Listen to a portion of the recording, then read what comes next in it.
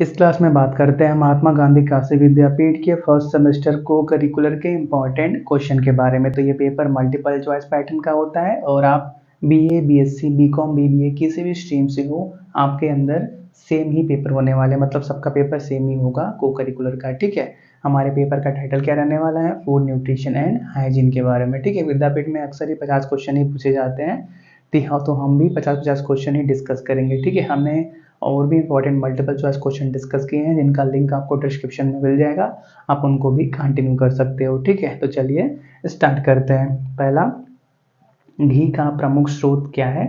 तो वसा घी का एक प्रमुख स्रोत है। ठीक है, विटामिन और खनिजों को किस प्रकार के भोजन के अंतर्गत वर्गीकृत किया गया है? तो सुरक्षात्मक भोजन, मतलब विटामिन और खनिज हमारी बॉडी को सुरक्षा प्रदान करते हैं, तो इनको सुरक्षात्मक भोजन की कैटेगरी के अंदर रखा गया है। ठीक है, जंक फूड में शामिल होता है, क्या होता है? बहुत सारा नमक शामिल होता है, बहुत ज़्यादा वसा होता है, बहुत सारा चीनी भी होता है, तो उपयोग सभी हो जाएगा। ठीक है, चौथा ऑप्शन सही हो जाएगा।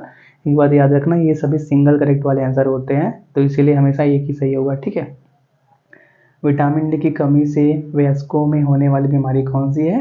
अस्थिमज्जता है। ठीक है, नेक्स्ट, पर्याप्त पूरक आहार शुरू करने का सबसे उपयुक्त समय क्या है? उम्र के 6 महीने में। ठीक है, मातृ पोषण भ्रूण के विकास में महत्वपूर्ण भूमिका निभाता है डैश, और वृद्धि और विकास में क्या बोलते हैं? महत्वपूर्ण भूमिका निभाता है। ठीक है, चलो, भ्रूण का बौना होना मुख्यतः गर्भधारण से पहले और पहली तिमाही में माँ के पोषण के कारण होता है, माँ के अपर्याप्त पोषण के कारण होता है। ठीक है, वसा में कैलोरी का औसत प्रतिशत कितना होता है? 30% से अधिक नहीं होता। ठीक है, विश्व खाद्य दिवस कब मनाया जाता है? 16 अक्टूबर को मनाया जाता है। निम्नलिखित में से कौन सा भारत में प्रमुख पोषण अनुपूरक कार्यक्रम है?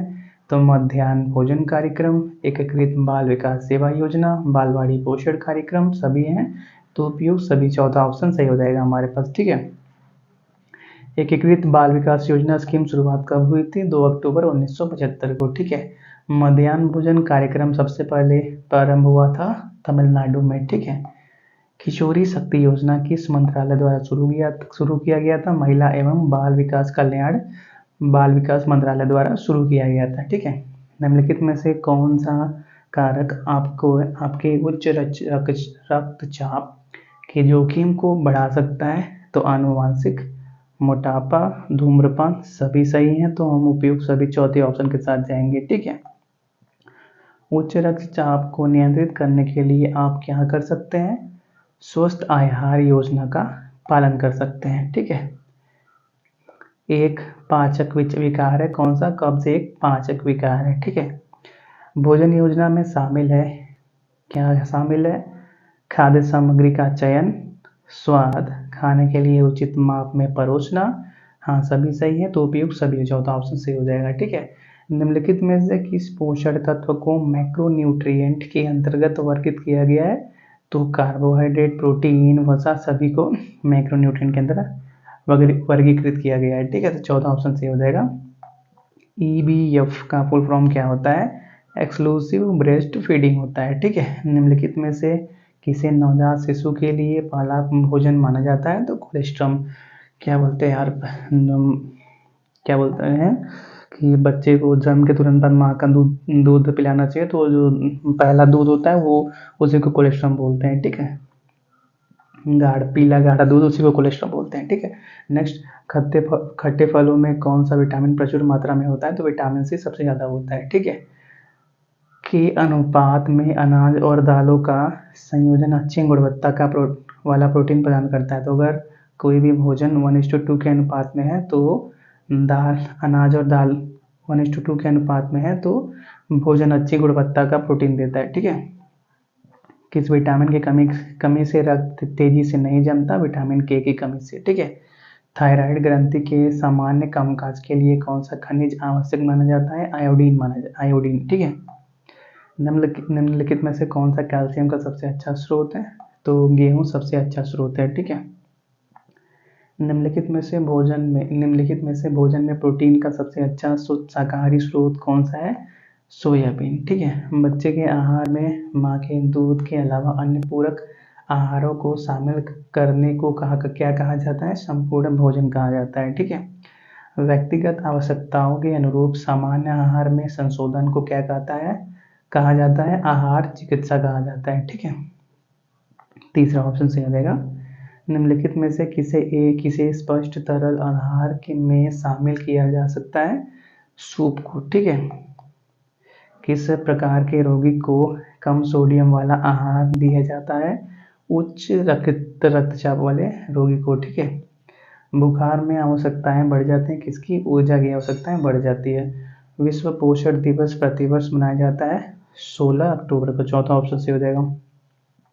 डैश को रोग पैदा करने वाले जीवों से बचाव करने की मानव शरीर की क्षमता के रूप में परिभाषित किया जाता है। तो रोग प्रतिरोधक क्षमता को किसी एक व्यक्ति के किसी एक दूसरे जीव के क्या बोलते हैं? बीमारी से बचने वाली रोग प्रतिरोधक क्षमता को बोलते हैं। ठीक है।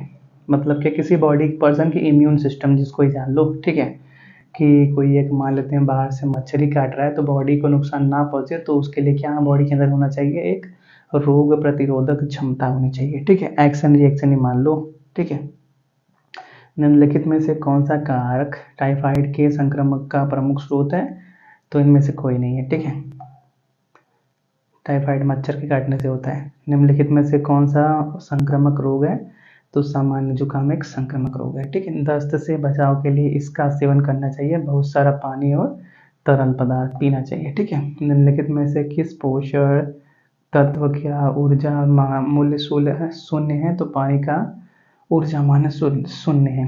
किस विटामिन की कमी का संबंध चाइकोसिस से है? विटामिन बी की कमी का संबंध चाइकोसिस से है। ठीक है।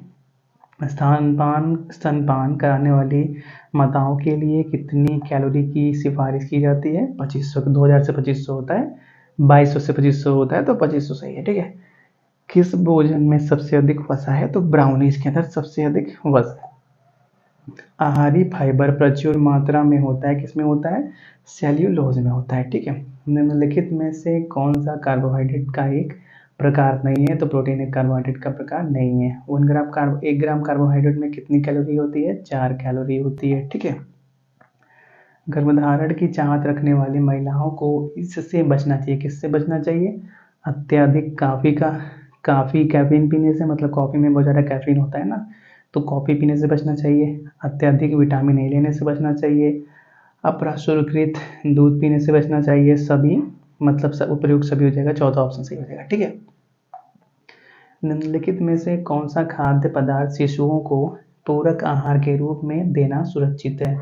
तो अंडा सुरक्षित है। ठीक है। हमारे शरीर में रक्त की मात्रा और हमारा रक्तचाप नियंत्रित होता है सोडियम के द्वारा। ठीक है।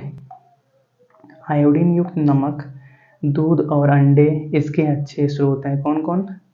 आयोडीन और सोडियम। तो बोथ 1 और 2 हो जाएगा। चौथा ऑप्शन सही हो जाएगा। ठीक है। वह आहार जिसमें प्रत्येक पोषण तत्व की उचित मात्रा होती है क्या कहलाता है? संतुलित आहार कहलाता है। मोटापा निम्नलिखित में से किस बीमारी के विकसित होने की दर को बढ़ाता है? तो हृदय रोग की दर को बढ़ाता है। ठीक है। निम्नलिखित में से कौन सा बॉडी बिल्डिंग फूड है?